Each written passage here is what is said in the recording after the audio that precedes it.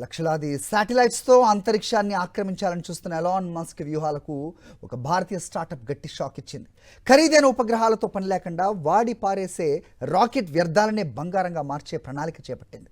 వాటి ద్వారా అంతరిక్షంలో ఏఐ క్లౌడ్ సామ్రాజ్యాన్ని నిర్మించేందుకు చెన్నైకి చెందిన అగ్నికుల్ కాస్మోస్ సిద్ధమైంది. ఈ ఏడాది చివరి నాటికి జరగనున్న ఈ ప్రయోగం ఎలాన్ మస్క్ స్పేస్ ఎక్స్ ఆధిపత్యానికి గట్టి సవాల్ విసురుతోంది.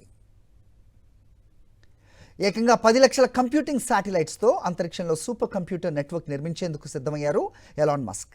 దీనికి వేల కోట్ల రూపాయల పెట్టుబడితో పాటు భారీగా ఇంధనం కూడా ఖర్చు అవుతుంది. ఇందుకోసం అమెరికా ఫెడరల్ కమ్యూనికేషన్ కమిషన్లో మస్క్ దరఖాస్తు కూడా చేశారు. కానీ భారత్ తయారు చేస్తున్న అగ్నికుల్ పేటెంట్ టెక్నాలజీ సూరజ్ ఒక అద్భుతాన్ని చేస్తుంది. రాకెట్ తన లక్ష్యాన్ని చేరిన తర్వాత మిగిలిపోయే పై భాగాన్ని పారేయకుండా దాన్నే ఒక శక్తివంతమైన ఏఐ డేటా సెంటర్గా మారుస్తుంది. భూమిపై డేటా సెంటర్లు నడపాలంటే కోట్ల లీటర్ల నీరు, నిరంతరాయంగా అత్యధిక స్థాయిలో విద్యుత్ అవసరం.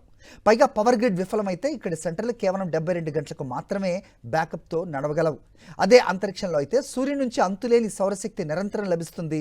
సెమీకండక్టర్ వ్యవస్థలను చల్లబరిచేందుకు ప్రత్యేకంగా నీరు అక్కర్లేదు. అంతరిక్షంలోని శూన్యమే వాటిని చల్లబరుస్తుంది. అత్యంత తక్కువ ఖర్చుతో మన అగ్నికుల్ ఈ అవసరాలు తీర్చనుంది. చైనా ఇప్పటికే 2 లక్షల శాటిలైట్స్ను ప్రయోగించాలని ప్లాన్ చేస్తోంది. ఎన్విడియా మద్దతున్న స్టార్ క్లౌడ్ కూడా ఈ రేస్లో ఉంది. కానీ భారత్ చూపుతున్న పునర్వినియోగ వ్యూహం అంతర్జాతీయంగా ప్రశంసలు పొందుతోంది.